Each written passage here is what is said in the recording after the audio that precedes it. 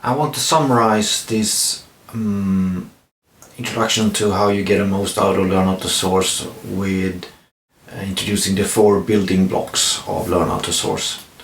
We have the courses, we have the certificates, we have the blog posts, and we have the community. And how you use this setup is very flexible. The courses are based on the idea of micro-learning, so they are pretty short, bite-sized chunks of knowledge, what we say, from 10 to 60 minutes long, available anytime, 24/7, as long as you have a web browser available. These courses are interacted with blog posts, so blog posts that can enhance your learning. It could be reflections from professionals, it could be cases, it could be added knowledge for those interested. Blog post is interactive with the courses.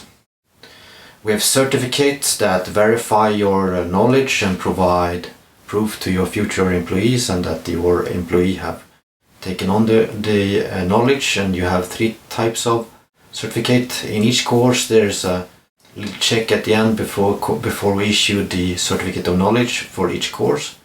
There is a possibility to do self-assessment, and in this self-assessment, if you pass by all the courses, you can download the certificate versus the 3 key roles that we have here at Learn How to Source. Or there is a possibility to take on a full certification program and at the end attend a written and a verbal exam. Connected to this, we have communities in order to create this blended learning, because learning on your own with just taking on a lecture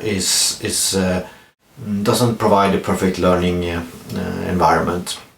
So I see we have 3 types of communities. Of course, you have other students registered on the site from more than 100 countries at this point in time.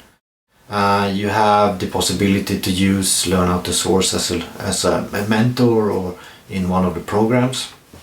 Or maybe most important, if you have friends or colleagues or other students, you can interact with them and discuss the learning, reflect how you can use the knowledge in your day-to-day business, if you are an active buyer, or more theoretical if you are currently studying to be a buyer.